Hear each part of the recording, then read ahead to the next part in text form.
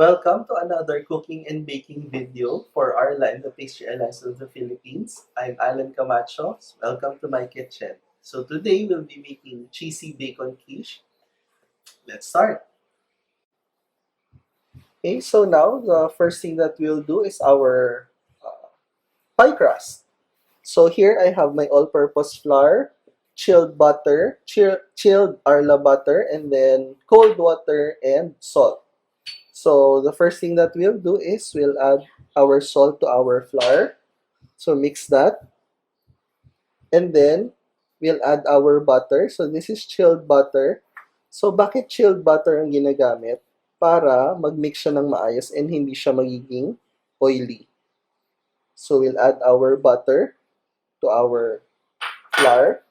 And then, so you'll have to break the butter into small pieces with your hands inside the flour.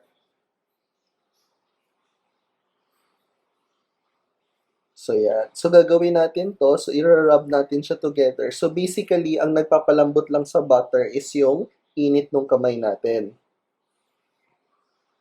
So, gagawin natin to hanggang mamaya makikita natin na parang wet sand yung texture ng flour.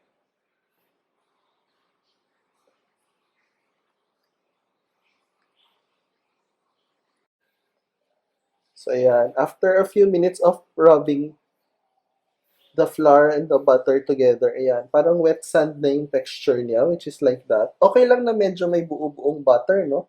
Kasi may gagawin pa tayong step to make it flaky. So now, I'll add my cold water. So what I'll do, I won't add everything first. So I'll mix it first and see if okay na ba siya, if it's wet enough. If not, I'll add more. If wet enough na siya for me, hindi ko na ubusin yung water.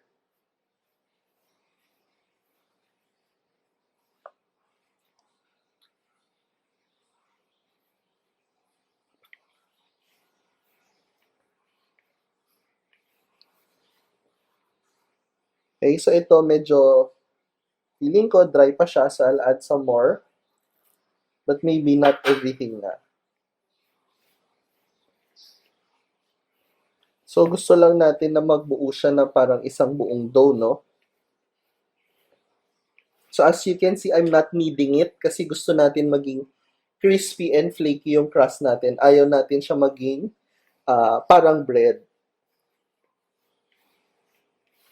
So I'm just rubbing them together with my hands para magbuo. Maybe a little bit more.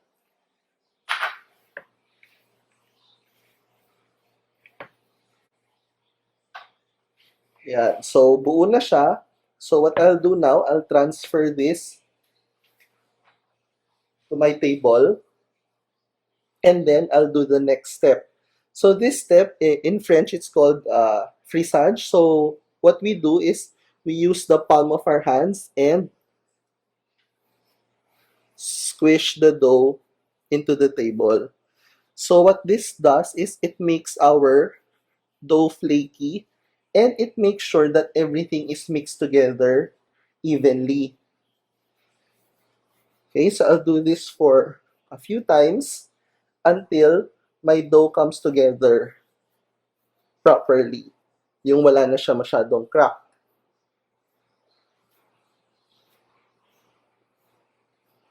So if you will notice, I'm not kneading it. I'm just rolling it into a ball.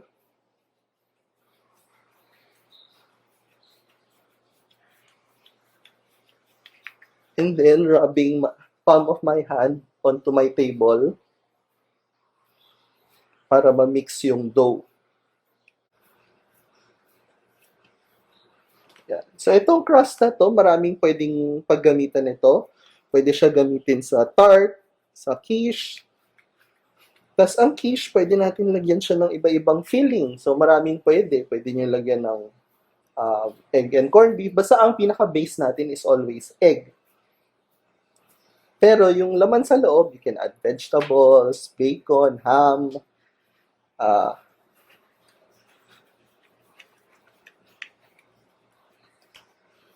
yan, mga fish, shrimp. spinach, broccoli. So, ayan, kung mapapansin nyo, mas nagiging smooth na yung dough natin. So, yan yung gusto natin ma-achieve. That's why we're doing this step.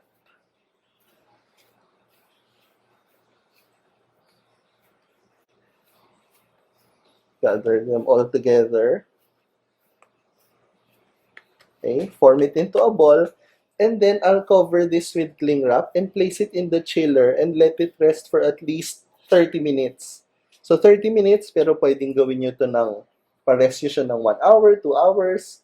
Overnight, you want to do the dough today and then tomorrow kayo gagawa ng quiche, pwede rin. Basta make sure lang that it's wrapped properly in cling wrap para hindi siya mag-dry out. Okay.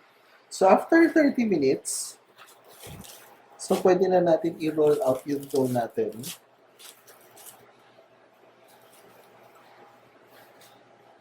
Okay. So, I'll just dust my work surface with flour. And I'll dust my dough with flour also.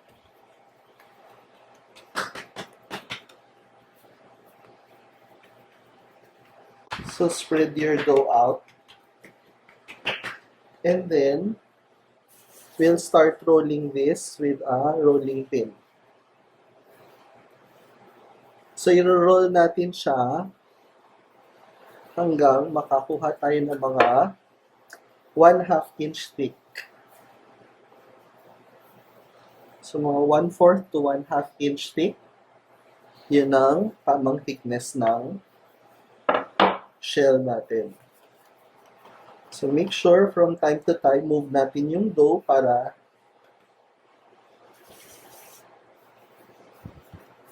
hindi siya dumidikit sa work surface natin. Then, dust with small amount of flour.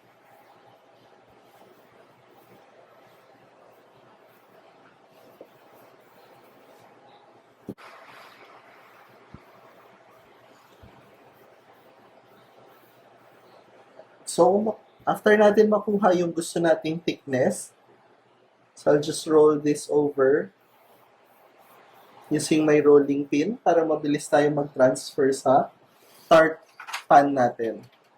So, yung pans, I've sprayed this with non-stick spray. You can also brush this with shortening para hindi dumikit yung dough.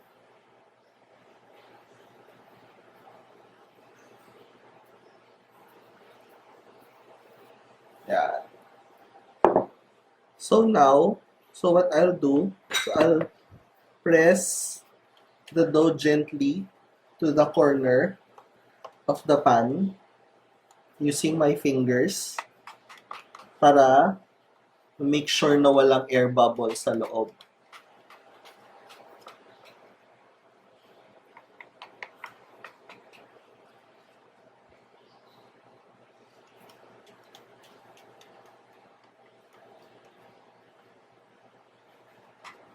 So make sure you press it hanggang sa edge nung pan.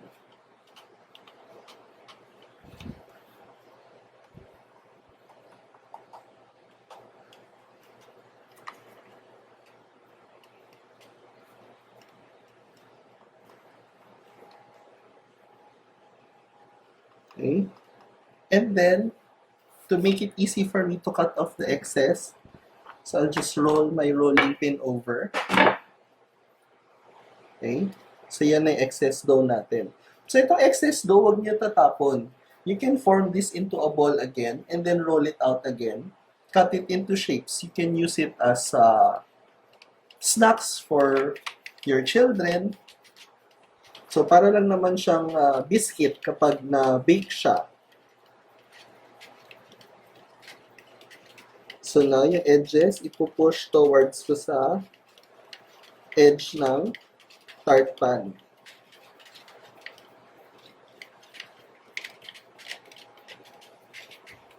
So, yan. So, ngayon, okay lang naman na medyo may konting lagpas siya kasi mag-shrink pa yan kapag binake natin.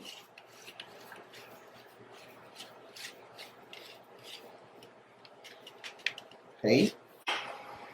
And then, I'll get a fork and dock my tart shell. So, bakit natin ginagawa tong uh,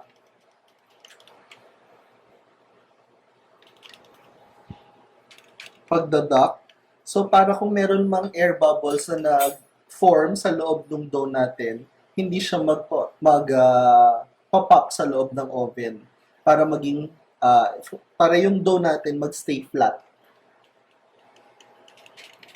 Okay? And then, so what we'll do now is blind bake. So, pag sinabing blind bake, so we'll bake the dough without any filling. So, I have here wax paper. Then, I'll place my wax paper over my tart shell. And I'll fill it with pie weights. So, kung wala kayong pie weights sa bahay, okay lang. Pwede kayong gumamit ng bigas, ng munggo, or any beans, dried beans. Okay? To weigh down your shell para hindi siya puff up sa loob ng oven. Okay? So, ganyan siya. So, now we'll bake this at 350 to 360 degrees Fahrenheit for about 12 to 15 minutes or hanggang maging golden brown yung edges ng shell natin. Okay, so next, so while the tart shell is baking, so we'll do our filling. So, ang filling normally ng quiche, parati yan meron eggs because yun yung magsiset kapag binake na natin siya mamaya. So here, I have 3 eggs.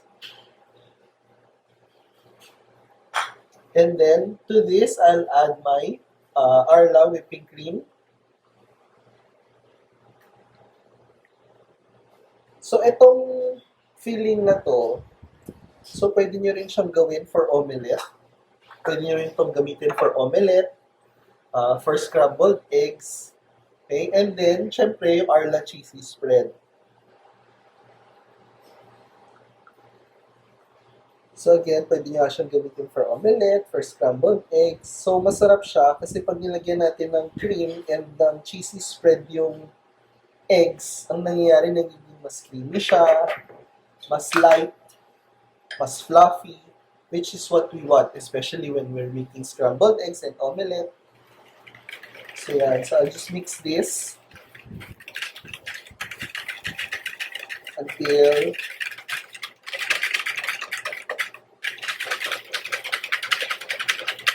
everything is well combined. And then, I'll season with a small amount of salt, pepper,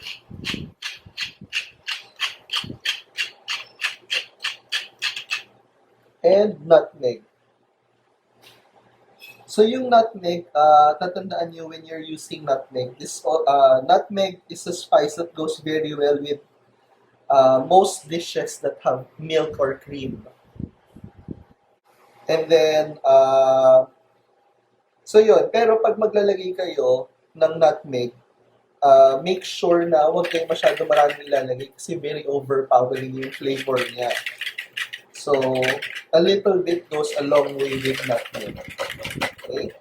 So, yan. So, we'll set that aside. Yun yung ilalagay natin sa loob ng quiche mamaya. Tapos, next, lulutuin natin yung isa pang part ng filling, which is yung bacon. Okay, so next, we'll saute our bacon. So I have here 30 grams of Arla unsalted butter.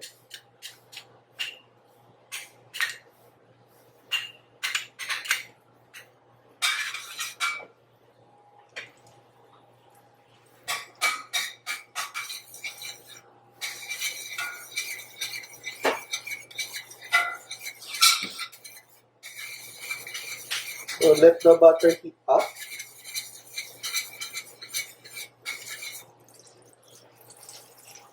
And then saute your onions, your minced onions.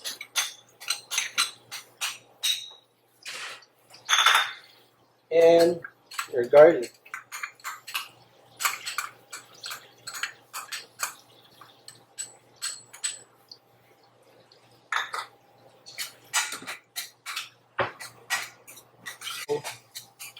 Let your onion and your garlic sweat for a few minutes before adding your bacon.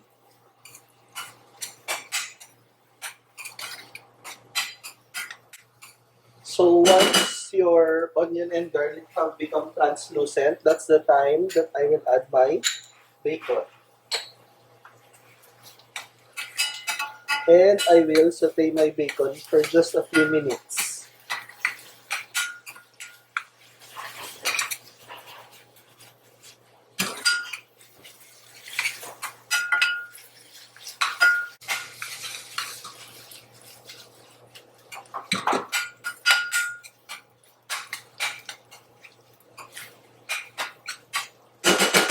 So once I've sauteed my bacon and the fat has rendered out a little bit, I'll turn off the heat and set this aside. Okay. So now it's time to assemble our quiche for final baking. So first, I have here my bacon filling. So spread it the bottom.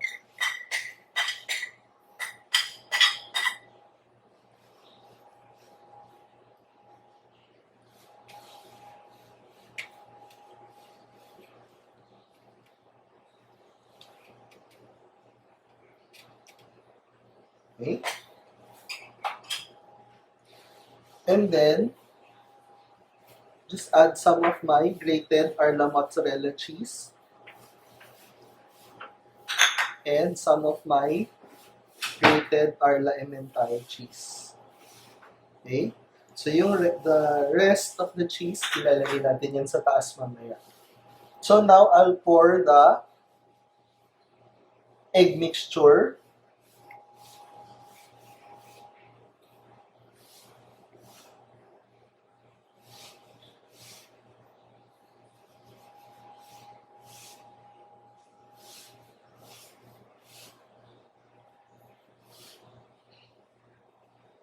over our bacon. Okay? And then last, so I'll top this with grated mozzarella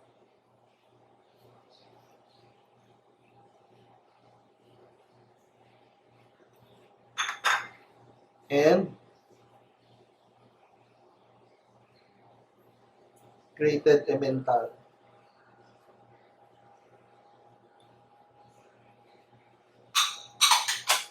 And then this will go back into a 180 degrees Celsius oven or about 180, 190 para mag-set yung custard natin and para brown yung cheese on top. So this is our finished cheesy bacon quiche. So sa mga taong gusto na extra income, you can also sell this as a whole quiche or pwede individual, sir. Just bake it in a muffin pan. Thank you for watching. Stay tuned for more videos from Arla. Bye!